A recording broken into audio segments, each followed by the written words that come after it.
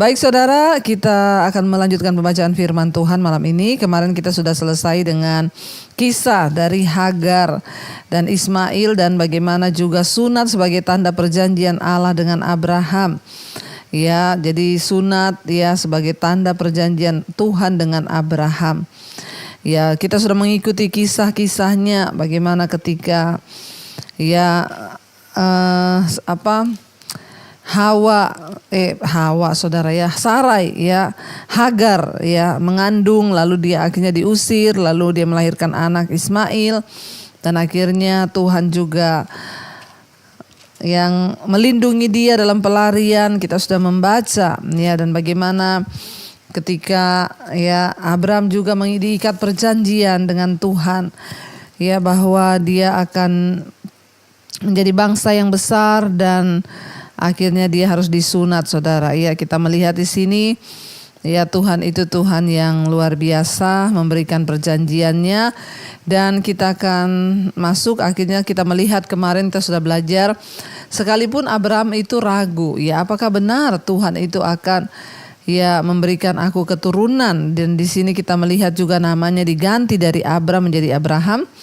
Tetapi satu hal yang luar biasa yang kita pelajari, sekalipun Abraham meragukan, tetapi dia tetap taat, dia melakukan bagiannya, yaitu dia tetap menjadi pelaku firman Tuhan.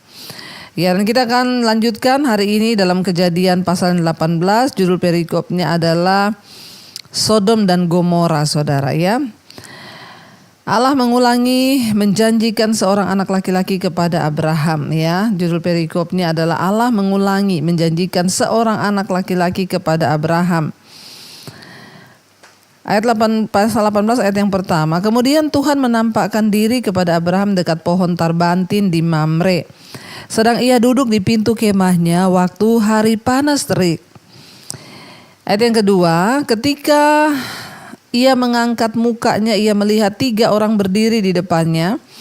Sesudah dilihatnya mereka, ia berlari dari pintu kemahnya menyongsong mereka, lalu sujudlah ia sampai ke tanah. Dan di sana jadi saudara kita melihat ya, Abram ketika sedang hari panas terik, Abraham ada di dekat pohon tarbantin di Mamre. Dia sedang duduk di depan pintu kemahnya dan ada 3 sosok yang datang. 3 orang berdiri di depannya, dan sesudah dilihatlah mereka, ia berlari dari depan kemahnya menyongsong mereka. Lalu sujudlah ia sampai ke tanah. Ayat 3, serta berkata, Tuanku, jika aku telah mendapat kasih Tuanku, janganlah kiranya lampaui hambamu ini. Ayat 4, biarlah diambil air sedikit, basuhlah kakimu dan duduklah beristirahat di bawah pohon ini. Ayat 5, biarlah ku ambil sepotong roti supaya tuan-tuan segar kembali. Kemudian bolehlah tuan-tuan meneruskan perjalanannya, sebab tuan-tuan telah datang ke tempat hambamu ini. Jawab mereka, perbuatlah seperti yang kau katakan.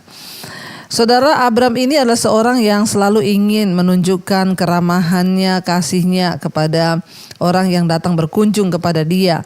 Termasuk kepada 3 orang ini ya, yang datang kepada dia. Sama juga seperti Lot, kita lihat bagaimana Abraham itu menunjukkan kasihnya kepada ponakannya sendiri, Lot. Pada zaman Abraham, nama baik seorang pada umumnya itu dihubungkan dengan keramahannya. Jadi pada waktu itu saudara, bahkan sampai sekarang ya, orang itu akan dianggap baik ketika memang dia itu ramah ya, dan juga ya punya belas kasihan saudara, maka dianggap orang itu baik. Ya, dengan memberikan tumpangan dan juga makanan, ya Abraham melakukan itu. Bahkan orang-orang asing harus diperlakukan seperti tamu yang sangat dihormati. Memenuhi kebutuhan orang lain akan makanan dan juga tumpangan ya masih tetap merupakan salah satu cara paling praktis, dan juga adalah salah satu cara bagaimana kita mentaati Tuhan untuk memberikan orang lain tumpangan dan juga makanan. Ya, karena itu jangan pernah lelah saudara untuk terus ya menolong, membantu orang yang berkesusahan. Ketika kita mampu ya kita melakukan. Itu juga merupakan pembangun hubungan yang menghargai saudara ya. Jadi ketika orang itu ramah ya, mau ya melayani orang lain, itu juga merupakan salah satu cara untuk kita membangun hubungan dengan orang lain. Ya, dan seperti Abraham saudara, ya dia menjamu, ya karena Alkitab berkata dalam kitab Ibrani ayat pasal 13 ayat 2 sana dikatakan, ya kalau kita menyongsong atau menyambut seorang manusia atau orang yang miskin, ya bisa jadi yang kamu jamu itu adalah malaikat saudara, bisa jadi itu adalah orang yang Tuhan kirim, kemungkinan benar-benar kamu sedang menjamu malaikat.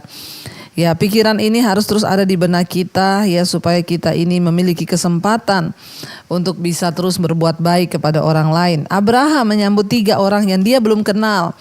Ya, dia menawarkan roti, bahkan juga tumpangan. Dia bilang, mampirlah, aku akan mengambil air membasuh kakimu, bahkan aku akan memberikan engkau roti. Kerendahan hati Abraham itu yang perlu kita tiru. Dia rela kepada orang yang belum dia kenal. Dia bilang, aku akan membasuh kaki kalian. Dia tidak tahu siapa 3 orang ini yang datang saudara. Ya, dia tidak mengenal mereka, tetapi dia melakukan bagiannya sebagai orang percaya, sebagai anak Tuhan. Ya, ayat yang ke-6 dikatakan di sana saudara, lalu Abraham segera pergi ke kemah mendapatkan Sarah istrinya dan berkata, segeralah ambil 3 suka tepung yang terbaik, remaslah itu dan buatlah roti bundar. Ayat 7, lalu berlarilah Abraham kepada lembu sapinya. Ia mengambil seekor anak lembu yang empuk dan baik dagingnya dan memberikannya kepada seorang bujangnya. Lalu orang ini segera mengolahnya. Bayangkan tidak tanggung-tanggung. Ya, dia potong seekor lembu yang muda saudara, lalu diserahkan kepada pembantunya untuk diolah menjadi makanan. Ya, nggak main-main, dia menyembelih 1 ekor untuk menyambut 3 orang yang bahkan dia tidak kenal. Dia menyuruh istrinya membuat roti bundar untuk disajikan saudara ya. Ayat yang ke-8, kemudian diambilnya dadi dan susu serta anak lembu yang telah diolah itu, lalu dihidangkannya di depan orang-orang itu, dan ia berdiri di dekat mereka di bawah pohon itu sedang mereka makan. Jadi Abraham menunjukkan kasih dan kerendahan hati. Ya, dia sibuk saudara, dia sibuk sekali. Dia pergi cari lembu, disuruh potong, lalu disuruh olah. Dia pasti menunggu, ya cepat masaknya, cepat ya biar mereka ini lalu disajikan kepada mereka. Bahkan ayat ini berkata, ya saat 3 orang ini makan, Abraham itu berdiri loh. Dia nggak duduk dengan mereka saudara, dia seperti seorang hamba. Ia berdiri di dekat mereka di bawah pohon itu sedang mereka makan. Dia menunggu seperti seorang pelayan yang menjamu, bahkan orang yang belum dia kenal saudara. Ayat yang ke-9, lalu kata mereka kepadanya, di manakah Sarah istrimu? Jawabnya, di sana, di dalam kemah. Ya, lalu ayat yang ke-10 di sana dikatakan, dan firman-Nya, ya sesungguhnya aku akan kembali tahun depan mendapatkan engkau, dan pada waktu itulah Sarah istrimu akan mempunyai seorang anak laki-laki. Dan Sarah mendengarkan pada pintu kemah yang di belakangnya. Ya, adapun Abram, ya dan Sarah telah tua dan lanjut umurnya, dan Sarah telah mati haid, sudah menopause saudara. Ternyata Sarah ini mendengar dari balik pintu apa yang mereka omongkan. Dia mendengar orang itu berkata, tahun depan Sarah istrimu akan punya anak ya. Ayat 13 saya dikatakan, lalu berfirmanlah Tuhan kepada Abraham. Ya, ayat yang ke-11 tadi ya. Adapun Abram dan Sarah telah tua dan lanjut umurnya, bahkan Sarah telah mati haid, sudah menopause. Jadi makanya Sarah itu saudara tidak percaya karena dia sudah menopause, tidak ada haid lagi, artinya sudah tidak ada pembentukan atau menghasilkan sel telur lagi untuk dibuahi. Jadi sudah nggak mungkin dia bisa punya anak. Ayat yang ke-12 sana katakan, jadi tertawalah Sarah dalam hatinya, katanya, akan birahikah aku setelah aku sudah layu, sedangkan tuanku juga sudah tua. Ya, dalam hatinya tidak mungkin dia masih bisa punya anak saudara di umur yang seperti itu, sedangkan Abraham juga sudah tua. Ya, lalu ayat yang ke-14, adakah sesuatu apapun yang mustahil untuk Tuhan? Pada waktu yang telah ditetapkan itu, tahun depan aku akan kembali mendapatkan engkau. Ya, pada waktu itulah Sarah mempunyai seorang anak laki-laki. Lalu Sarah menyangkal, katanya, aku tidak tertawa sebab ia takut. Terpujilah Tuhan berfirman. Ya, tetapi Tuhan berfirman. Jadi Sarah ketika orang itu mendengar, orang itu berkata, ya benar, tahun depan engkau akan memiliki seorang anak laki-laki. Lalu Sarah berkata, aku tidak tertawa. Ya, dia pikir mereka mendengar, saudara, padahal memang mereka mendengar. Karena dia takut, dia bilang, aku tidak tertawa, tetapi Tuhan berfirman, tidak, memang engkau tertawa. Jadi Sarah masih bohong, dia bilang dia nggak mentertawakan kok apa yang mereka katakan, ya firman yang diucapkan itu, ya tetapi ya orang itu berkata, ya memang kamu tertawa ya. Saudara, ya adakah suatu pun yang mustahil untuk Tuhan? Tidak ada yang mustahil bagi Tuhan. Jawaban yang jelas adalah tentu saja tidak ada yang mustahil. Pertanyaan ini mengungkapkan banyak hal tentang Tuhan. Jadikanlah ya Tuhan sebagai satu-satunya ya tempat kita berharap, tempat kita percaya. Ya bahkan saudara percayalah saudara ya bahwa apapun yang engkau hari ini sedang butuhkan, tanyakan pada dirimu ya, apakah itu mustahil bagi Tuhan ya? Maka jawabannya adalah tidak ada yang mustahil bagi Tuhan. Bahkan apakah kebiasaan yang saya lakukan selama ini ya merupakan sesuatu yang mustahil untuk saya tinggalkan. Ketika engkau juga sedang terikat dengan dosa-dosa, katakan, banyak orang berkata mustahil Bu, saya nggak bisa tinggalkan dosa ini. Coba tanyakan kepada Tuhan, apakah ada yang mustahil bagi Tuhan? Tidak ada yang mustahil asal engkau mau memperkatakan. Masalahnya adalah saudara, kita ini sering tidak mau membangun hubungan yang intim dengan Tuhan, berkomunikasi dengan Tuhan, ya sehingga ya seringkali kita tidak percaya. Tetapi mari kita belajar hari-hari ini untuk lebih lagi percaya saudara. Sebab benar tidak ada perkara yang mustahil bagi Tuhan asal kita mau sungguh-sungguh percaya dan berharap. Baik, sekarang kita lanjutkan ya Kejadian 18 ayat 16, doa syafaat Abraham untuk Sodom. Ayat 16, lalu berangkatlah orang-orang itu dari situ dan memandang ke arah Sodom. Dan Abraham berjalan bersama-sama dengan mereka untuk mengantarkan mereka. 17, berpikirlah Tuhan, apakah aku akan menyembunyikan kepada Abraham apa yang hendak kulakukan ini?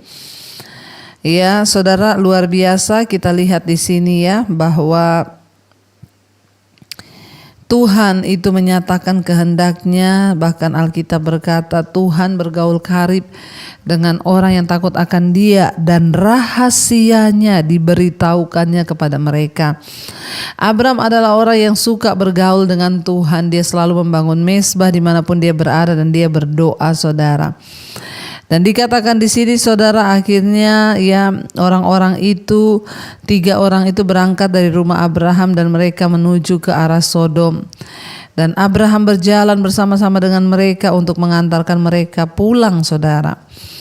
Lalu Tuhan berpikir, ya berpikirlah Tuhan, apakah aku akan menyembunyikan kepada Abraham apa yang hendak kulakukan ini? Ayat 19, bukankah sesungguhnya Abraham akan menjadi bangsa yang besar serta berkuasa dan oleh dia segala bangsa di bumi akan mendapat berkat? Kita lihat saudara, ya Tuhan tidak menyembunyikan rahasianya dengan orang yang sungguh dikasihinya. Sehingga ya Tuhan berpikir, apakah aku harus menyembunyikan ini dari Abraham? Ya kenapa aku tidak memberikan kepada Abraham ya tahu bahwa apa yang akan aku lakukan. Lalu ayat yang ke-19 dikatakan, sebab aku telah memilih dia supaya diperintahkannya kepada anak-anaknya dan kepada keturunannya supaya tetap hidup menurut jalan yang ditunjukkan Tuhan dengan melakukan kebenaran dan keadilan, dan supaya Tuhan memenuhi kepada Abraham apa yang dijanjikannya kepadanya. Tuhan berpikir untuk memberitahukan rahasianya kepada Abraham. Kenapa? Sebab Tuhan telah memilih dia. Menjadi orang yang dipilih Tuhan itu luar biasa saudara ya, dan memang tidak mudah, kita harus berjalan dengan iman.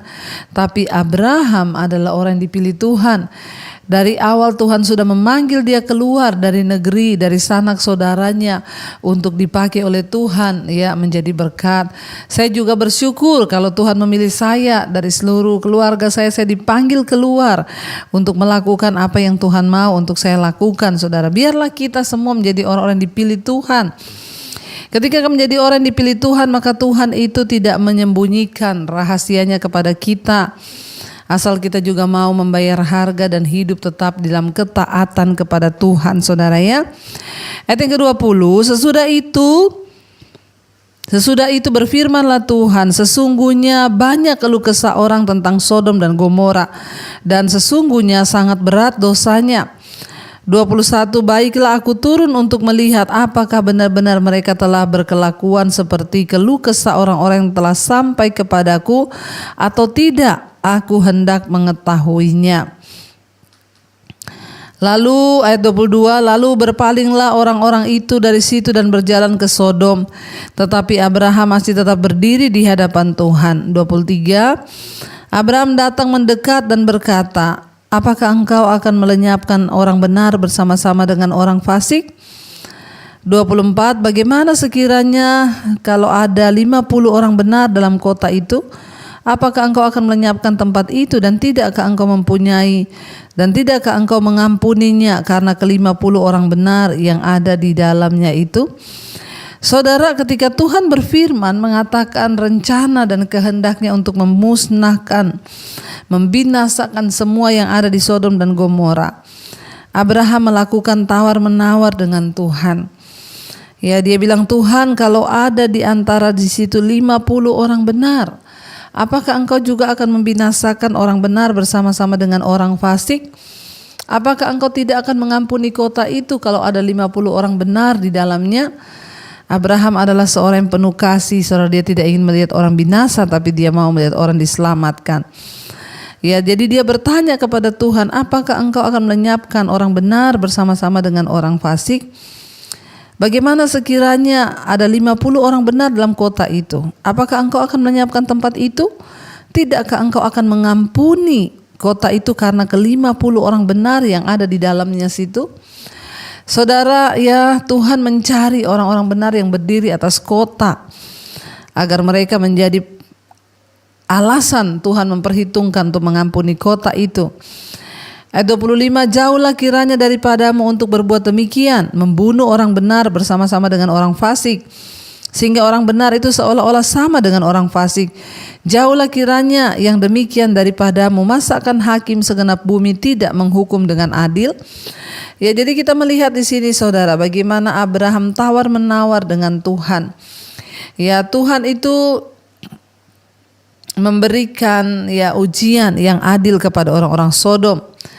Ya, dan kita lihat di sini, saudara, ya, Allah bukannya tidak mengetahui akan praktik-praktik jahat di kota itu, namun dalam keadilan dan kesabarannya dia memberikan kepada orang Sodom satu kesempatan untuk bertobat. Ya, sebab Allah masih tetap menunggu dengan memberikan kesempatan manusia untuk datang kepadanya, dan orang yang bijaksana akan datang kepadanya sebelum kesabaran Tuhan itu habis. Kita lihat di sini mengapa Allah membiarkan Abraham mempertanyakan keadilannya dan berdoa untuk sebuah kota yang jahat. Abraham mengetahui bahwa Allah pasti menghukum dosa, namun Abraham juga mengetahui dari pengalaman bahwa Tuhan itu bersifat murah hati terhadap orang-orang berdosa. Ya, karena itu Abraham memohon supaya Tuhan mengampuni.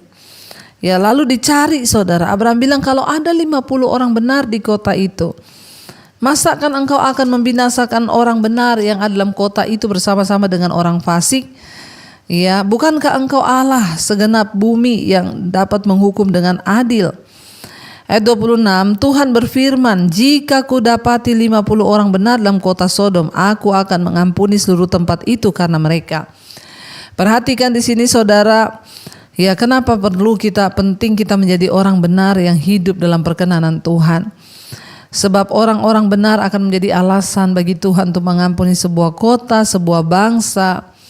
Ya, akan diampuni oleh Tuhan kalau masih ada orang benar. Tuhan bilang kalau ada 50, maka aku akan mengampuni kota itu. Ya, ayat 27, Abraham menyahut, sesungguhnya aku telah memberanikan diri berkata kepada Tuhan, walaupun aku ini debu dan abu. Kalau kita lihat Abraham terlalu berani, ya, bersaut-sautan dengan Tuhan. Ya, bahkan dia berkata kepada Tuhan, engkau kan Allah. Ya, apakah Allah bersikap tidak adil terhadap orang-orang Sodom, saudara? Abraham berkata, apakah ia sungguh berencana untuk menghancurkan orang yang tidak bersalah bersama-sama dengan orang yang bersalah? Sebaliknya, keadilan Tuhan itu nampak jelas. Akhirnya Tuhan setuju untuk menghukum seluruh kota itu seandainya didapati. Ya, Tuhan tidak akan menghukum kalau didapati.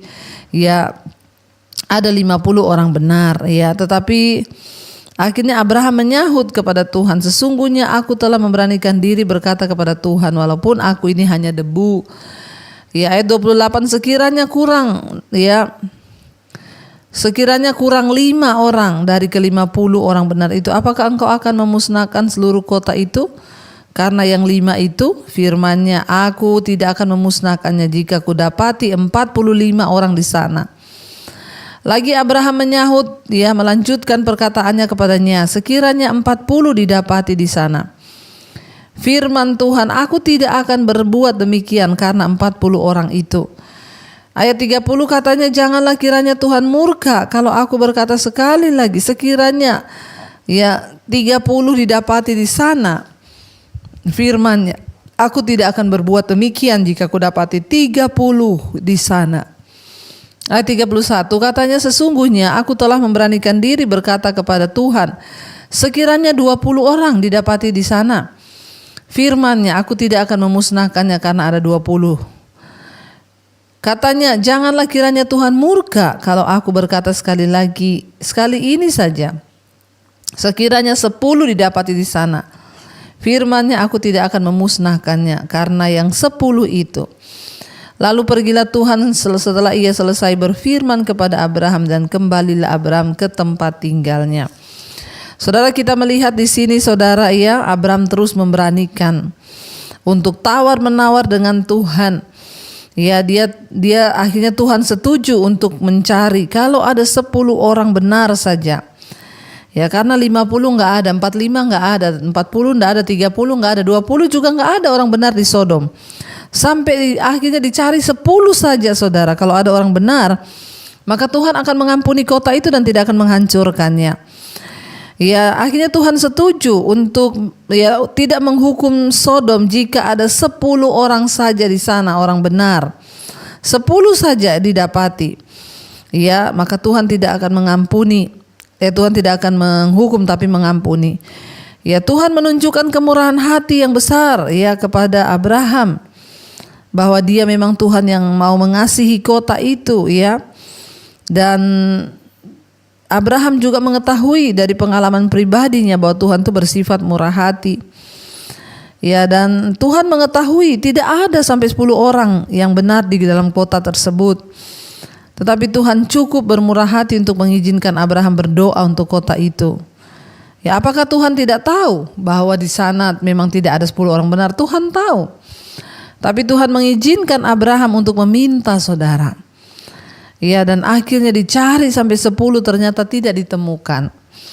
Saudara, mari kita introspeksi diri. Kalau Tuhan hari ini mencari di dalam keluarga kita, di dalam kota kita, adakah orang benar yang masih mau berdiri atas nama Tuhan bagi kota itu?